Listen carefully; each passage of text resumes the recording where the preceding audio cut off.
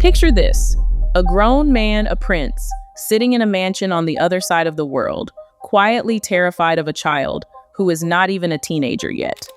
That is not a joke. That is the story I am about to tell you.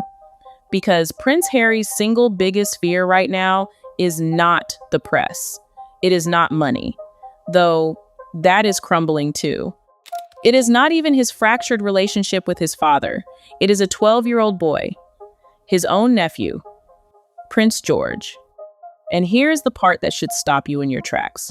That fear is finally, visibly coming true, right in front of the entire world, and there is nothing he can do to stop it. So stay with me, because by the end of this, you are going to understand the strange, sad psychology behind it all.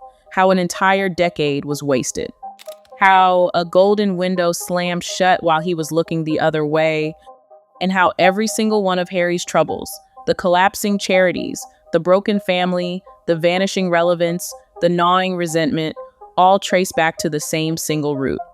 This is not a story about a cartoon villain. It is something far more interesting and far more useful to you. It is a story about a man who was handed everything a person could possibly want and threw it all away chasing the wrong things, while the one warning he should have heeded came from his own mouth. Let me show you exactly how it happened, step by step. Let me start with the fear itself, because it is more specific than you might imagine. The concern that has haunted Harry for years is simple. He has always dreaded being overshadowed by his brother's children. And now, that dread is becoming reality, because young Prince George is growing up. He is looking, by every account, every inch, the handsome, poised young man. He is stepping slowly into the public eye, and as that happens, something is shifting. The spotlight is moving, and Harry can feel it moving away from him. Now think about what that actually means for a man like Harry. Here's the uncomfortable truth, and it applies to far more people than just princes. There was a time when Harry was the cheeky one, the charming spare, the roguish younger brother whose jokes always landed, whose grin disarmed everyone in the room, whose every appearance generated genuine affection and warmth. He was the people's favorite for a while, the relatable royal, the one who seemed most human. But time, as they say, is undefeated. It comes for everyone, and it comes for charm fastest of all. As the years pass, as the hairline quietly thins, as the rants grow longer and less charming, as the little jokes that once delighted no longer hit the way they used to, that role inevitably fades. It has to. It happens to all of us in some small way. Anyone who has crossed the threshold into their 40s knows the feeling, that subtle sense that you are no longer the bright young thing, that the energy in the room has shifted towards someone newer. It is one of the quiet, universal sorrows of being human. The cheeky young man always, eventually, gets replaced. That is not cruelty. That is simply the arithmetic of time.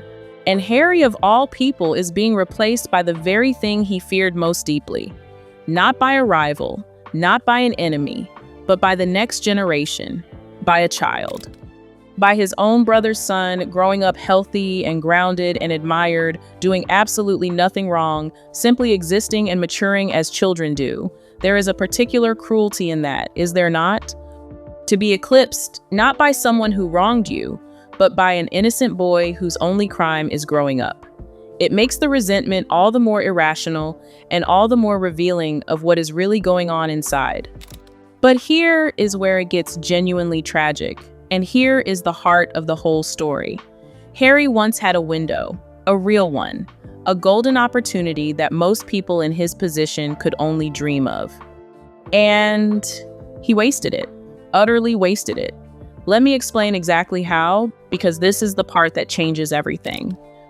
Years ago, when George was just a tiny child, a toddler really, 3 or 4 years old at most, not yet on any kind of active royal duty, Harry had time, he had space.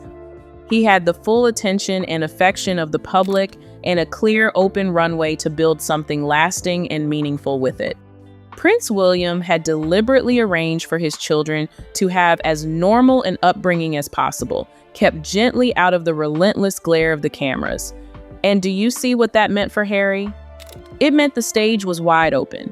The spotlight was his, entirely his, to use however he wished. He could have built a legacy that would have lasted 50 years. He could have done genuine, world-changing good.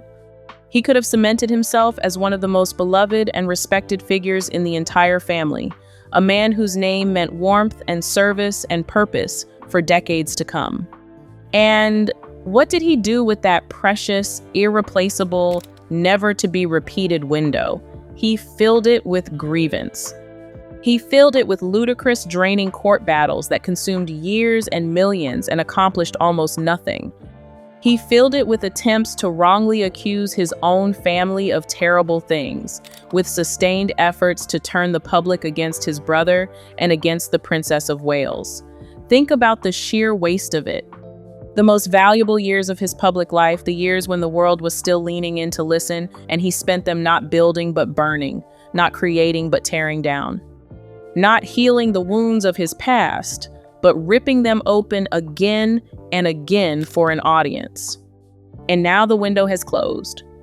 Quietly, permanently. It did not slam, it did not announce itself. It simply drifted shut while he was looking the other way, distracted by his feuds and his lawsuits and his endless sense of injury. And here is the brutal truth about windows like that. They never come back. You do not get a second one. The public's attention, once it moves on, does not return on command. George is rising now. The moment has passed to someone new. And Harry is left standing in a room where the light used to be. So let us look at where this is actually being reported and how the experts read it. The story has been making the rounds in the royal press, the long-standing fear that Harry would be overshadowed by William's 3 children, George, 12, Charlotte, 11, Louis, 8. All 3 have grown up in the public eye, just as their uncle once did. But in recent months, the focus has landed squarely on George in particular, as he prepares to begin his secondary education at a school that has not yet been publicly named. And that simple, ordinary milestone, a boy starting a new school, has reignited the entire conversation. Much of this was sparked by comments from a well-known royal commentator, a figure with deep historical knowledge of the family who is closely associated with the late Princess Diana's own story. And his observation was pointed. The very concern that always gnawed at Harry, the fear of being eclipsed by his brother's children, is now coming to pass, precisely because George is growing into such an impressive young man. The big debate, this commentator noted, is now simply about where the boy will go to school, an entirely normal, wholesome question for any family. And yet, it is the kind of gentle, positive attention that Harry can only watch from a distance, with what one imagines is a deepening sense of dread. Now here is where it gets really revealing. Because someone who actually knew Harry intimately, who spent extensive time with him, who effectively wrote the book on his inner world, has weighed in. And what this person revealed is extraordinary. Pay close attention, because this is the part most people never get to hear. According to this biographer who sat with Harry and listened to him talk for hours upon hours in quiet rooms over a long stretch of time, Harry said something years ago that now sounds almost eerily prophetic. He confessed that he felt he was in a rush to make his mark, that he treated life almost like a race against a clock only he could hear ticking. And then he said the line that, in hindsight, explains absolutely everything. He said, and I am paraphrasing closely here, that he wanted to make something of his life because he felt there was only a small window of time when people would be genuinely interested in him before Prince George took over, and that he had to make the most of it. Now stop and truly absorb that, because it is the key to the entire mystery. He said that years ago. Years. He understood the threat with perfect clarity. He saw the clock ticking. He knew with total self-awareness that his time in the sun was finite, and that one day George would naturally eclipse him. He was not blindsided by this. He named it out loud to a person writing his life story long before it came to pass. He diagnosed his own future with chilling accuracy. And here is the devastating part, the part that turns insight into tragedy. He did nothing useful with that knowledge. Nothing. He had a decade, an entire decade, to act on the very warning he himself had voiced aloud. 10 years to build the thing that would outlast the spotlight. 10 years to create a legacy that did not depend on being the cheeky young prince. And if a grown man, with every resource on earth, cannot find a way to do something better with 10 full years of advance warning, then it becomes very, very hard to feel much sympathy for him when the predicted day finally arrives. He was handed the map to his own future and chose to set it on fire. Because think about it. Everyone, in every family, has relatives who grow up and go on to do their own things. That is life. That is normal. Children grow. Attention shifts. The world moves on. A healthy person adapts. A healthy person finds new purpose, new meaning, new ways to contribute. Harry could have done that effortlessly. He has 2 children of his own. He could have poured himself into raising them well, into showing them to the world with pride, into building a warm and admirable family life. Instead, the grumbling continued, the same old complaints, the same recycled grievances, year after year after year. And here is a detail that genuinely stuns me, one that captures the whole tragedy in a single, almost unbearable moment. At one point, according to this account, Harry actually asked his brother whether he could help raise William's children. Let that land.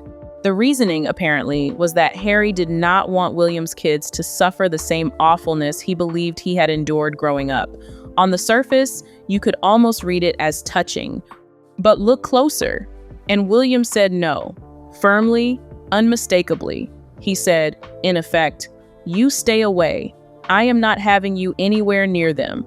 And when Harry pressed, when he reportedly asked to do even just a little bit of it, the answer was the same. No, keep away.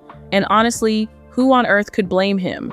Think about the layers buried in that one exchange, because they tell you everything. Here is a man who has, through his own deliberate choices, transformed himself into a living cautionary tale.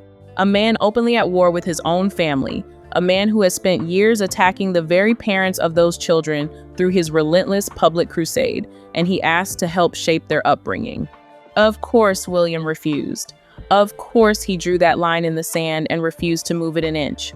Any sensible parent on earth would do exactly the same. You do not hand your children to the one person actively destabilizing your family. And here is the deeper irony, the thing that turns this from a sad anecdote into the central metaphor of Harry's entire predicament. In being refused and being shut out, Harry effectively built his own prison and then stood inside it complaining about the walls. He manufactured his own isolation through his own behavior. He created with his own hands the very circumstances that now give him so much to moan about. The estrangement he laments is not something that happened to him. It is something he constructed. Brick by brick, choice by choice, grievance by grievance. He is the architect of his own loneliness. And that, more than anything, is why sympathy is so hard to summon. And here is the thing we have to be clear-eyed about. This is a prince, a man with enormous wealth, a vast home, every material advantage a human being could possibly want. Yes, by many accounts, he has a wife who exerts considerable control over his life, but that too was his choice. Nobody forced any of it on him. When you have 10 years of warning, every resource imaginable, and a clear path forward, and you arrive at the present day having achieved essentially nothing but resentment, the only honest response is a kind of bafflement. How do you waste that much, that thoroughly? So let me ask you directly, where does this bitterness actually come from?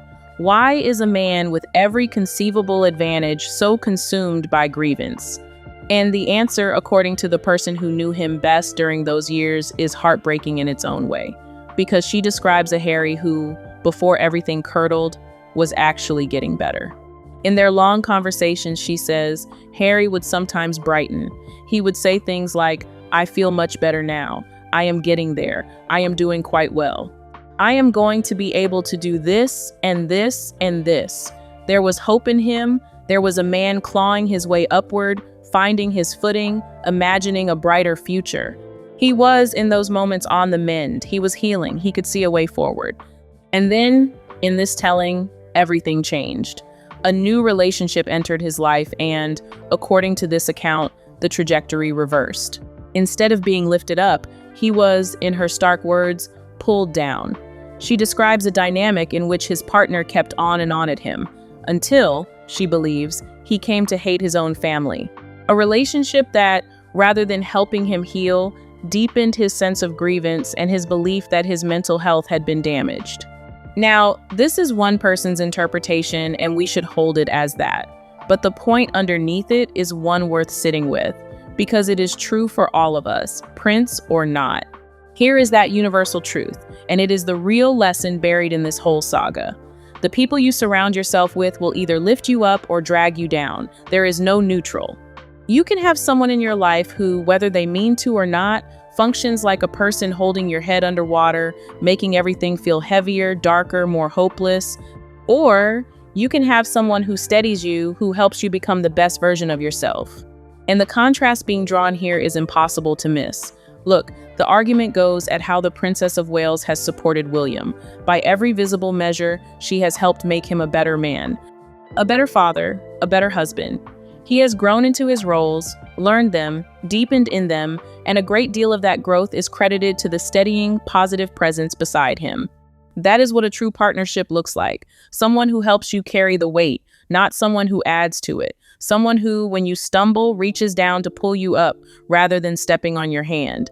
By contrast, this biographer describes small, telling moments that, true or not, paint a vivid picture of the opposite dynamic.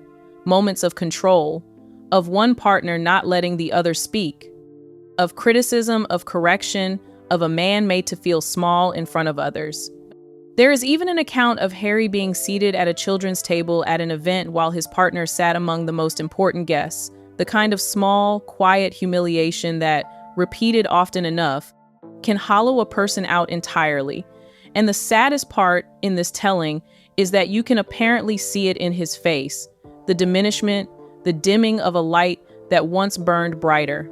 And yet, he cannot bring himself to do anything about it because, the theory goes, he still loves her or cannot bear to admit he made a mistake, or both. Nobody wants to say out loud, I got it wrong, I made an enormous mistake. So instead, he stays and shrinks and grumbles. Now again, this is one person's interpretation of a marriage. None of us can see inside, and we should hold it loosely. But the underlying principle is iron solid, and it applies to every single person watching this. The people you surround yourself with shape who you become. Choose the ones who lift. Avoid the ones who pull down. Because over a decade, that single choice compounds into two entirely different lives. So the lesson, if you take nothing else from this, is this. If you want a partner, find the person who is going to help you build your life, not the one who will fill it with negativity and endless complaint. Because the difference between those two paths is, quite literally, the difference between William's trajectory and Harry's. Same family, same advantages, same starting line. Two completely opposite destinations. And the deciding factor in this reading was who each man chose to stand beside. Now let us pause and actually take stock, because this is the question that cuts deepest. Over the past 10 years, what has Harry genuinely achieved? When he looks back on this decade, what can he point to and say, that is my legacy, that is my moment, and the painful answer is that it has all been grievance. The whole decade, swallowed by complaint and vengeance. And here is the cruelest twist of all. Even his genuine achievements, the real ones, the things he could once have pointed to with pride, have been tarnished and stained. Consider his military service, something that once earned him sincere, widespread respect across the country. He served, he deployed. He earned the genuine admiration of a nation that does not give such admiration lightly. And that very legacy was undermined by his own choice to boast about deeply sensitive details of his service in his memoir, a decision that drew fierce criticism from veterans and the public alike, and that sullied what should have remained an unquestioned point of honor. He took the one thing nobody could attack, and he handed his critics the weapon himself. Consider his charity work, which was supposed to be the entire cornerstone of his post-royal identity, the thing that would justify the break, the proof that he left to do good in the world. We have already walked through the scale of that collapse, but the short version is damning. One of his major foundations has been shut down entirely.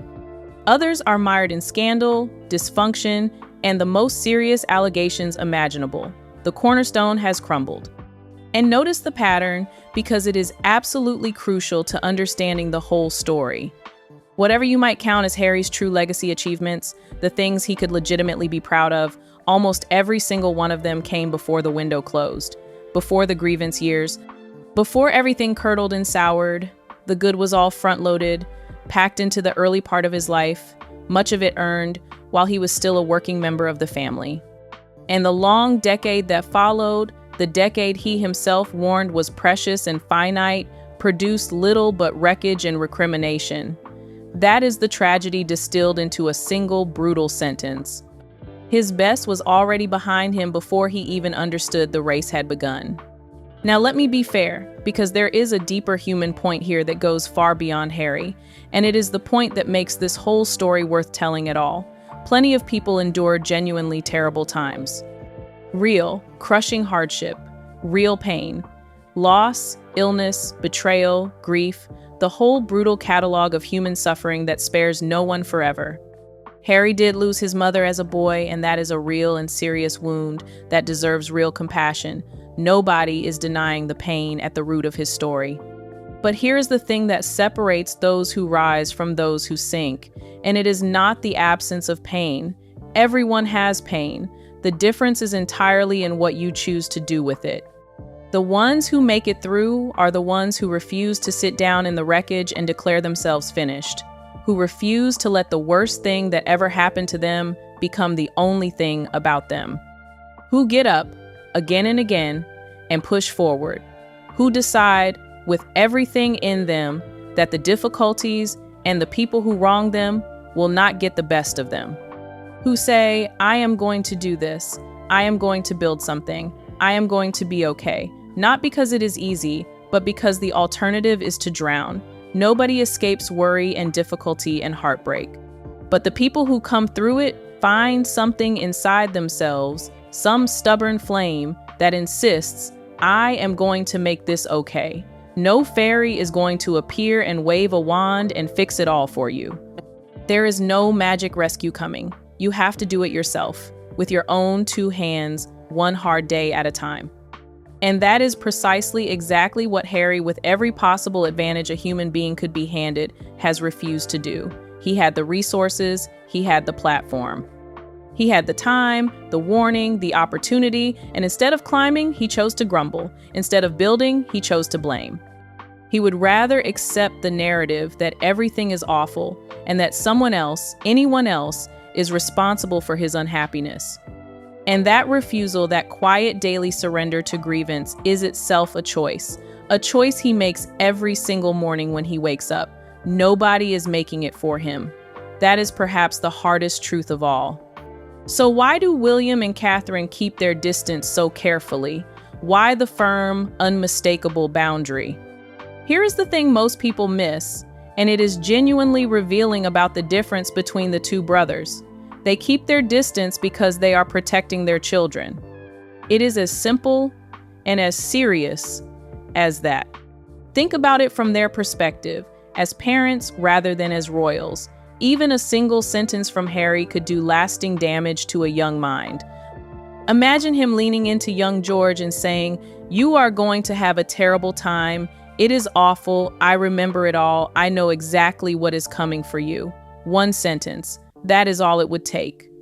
And from that single poison seed, anxiety could grow and multiply and take root deep in a child's imagination, coloring how he sees his own future, his own role, his own family. Children absorb the fears of the adults around them. A boy on the cusp of his teenage years, already navigating the strange pressure of growing up in public, is especially vulnerable to exactly that kind of dark whisper. So the boundary William and Catherine have drawn is not cruelty. It is not pettiness or spite or family politics. It is parenthood in its purest, most protective form. It is two people who have looked clearly at a risk and decided to shield their children from it, whatever the cost in family harmony. They have identified the single most important duty of their entire lives, and they are guarding it with everything they have. And if that means keeping a troubled uncle at arm's length, then so be it. The children come first. They will always come first. And what exactly is that duty, that overriding mission at the heart of their world? It is raising the next generation of royals to be fundamentally, deliberately different, to not see themselves as permanent victims of their circumstances, to not carry grievance around like a treasured possession, to grow up grounded, resilient, grateful, and dutiful, rather than bitter and resentful and convinced the world owes them an apology. That is the project at the very center of William and Catherine's lives. And here is the quietly devastating part. It stands in stark, deliberate, unmistakable contrast to everything Harry has come to represent. They are, quite consciously and quite intentionally, raising their children to be the opposite of what their uncle became. Harry is not just being kept away. In a sense, he has become the cautionary example, the living lesson in how not to handle the extraordinary burden of that life. Now, I promised we would come to the charities, and this is where the story darkens considerably, because there have been genuinely disturbing revelations about one of Harry's major African conservation efforts. The reporting alleges serious, horrific abuses connected to the organization, and, most damningly, suggestions that these abuses may be ongoing, and that Harry has not stepped in to stop them. Sit with the weight of that for a moment. This is a man who claims loudly and often to love Africa, to be passionate about its people and its wildlife. And yet, by these accounts, he had not actually visited this particular charity in person for years and years and years. So the obvious question is, what changed? Why the distance from a cause he supposedly holds so dear? The explanation offered by someone who understood his passions is, once again, traced back to the relationship at the center of his life. Originally, the account goes, Harry was drawn to these causes through his late mother. She cared deeply about such things, and being involved was, in part, a way of honoring her, of pleasing her memory, of staying connected to the parent he lost so young and so painfully. There was real, inherited devotion there, something genuine and tender at the root of it. But then, the story goes, his partner accompanied him to Africa very early in their relationship, just days after they had first met. And after that initial trip, she did not wish to return. And because Harry struggles so much to be apart from her, because he does not want to be there without her by his side, the visit simply dried up. The passion, whatever its original sincerity, was quietly strangled by the gravitational pull of his marriage. The cause that once connected him to his mother's memory was slowly abandoned, not through any dramatic decision, but through simple, creeping absence. Some commentators have started calling this Harry's charity curse. One major foundation shattered and shut down, an African conservation effort engulfed in turmoil and horrifying allegations. Lingering, uncomfortable questions swirling around even his most celebrated and high-profile initiative. Laid out together like that, it does start to look like some dark pattern, some supernatural streak of bad luck following him wherever he turns. But here is a more honest way to see it, and it matters enormously because it cuts right to the core of who Harry has become. It is not a curse. Curses are things that happen to you from outside, beyond your control. This is something entirely different. This is the slow, predictable, almost mathematical result of bad management and personal disengagement. When you lend your famous name to serious, complicated causes, but then you do not show up, you do not engage, you do not roll up your sleeves and steer them through their inevitable storms, things fall apart. That is not mysterious. That is not supernatural. That is simply what happens when leadership goes absent. The fish rots, as they say, from the head. Yes, difficult things genuinely happen in the world. Conservation work in remote and lawless regions is hard, and sometimes dangerous, and sometimes violent, as people fight over land and resources. Charities caring for vulnerable children in desperate circumstances face overwhelming challenges that would test anyone. Nobody is pretending these are easy environments to operate in. But the answer to difficulty is never to throw up your hands and declare yourself cursed by fate. The answer is to be sensible, to be present, to genuinely understand what is happening on the ground, and to work at it patiently, seriously, and consistently, year after year. Loving animals from the comfort of a California mansion is lovely. Loving a cause in the abstract, while never once showing up to defend it, is something else entirely. This was not a curse that mysteriously befell an innocent man.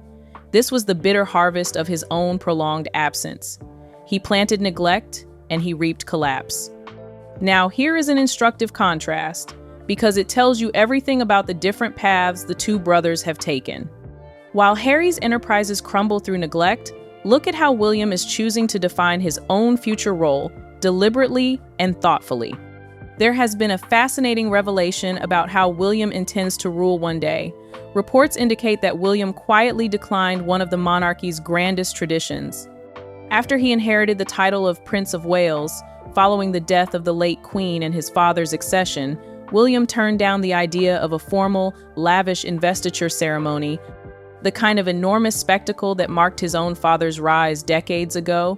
He simply said no to the pageantry. And the reasoning behind it is genuinely revealing. According to palace sources, William privately felt that recreating that kind of grand, expensive ceremony would send entirely the wrong message in the modern age. He believes the public now expects greater humility, greater modernity, and far less lavish spending of taxpayer money from the royal family. He sees enormous ceremonial pageantry as belonging to a previous generation, increasingly out of step with how younger people view public institutions. His priority, the reporting suggests, is building a monarchy that feels accessible, relevant, and connected to everyday life, rather than one defined by extravagant ritual and displays of inherited privilege. He understands that public trust now rests far more on authenticity and service than on spectacle.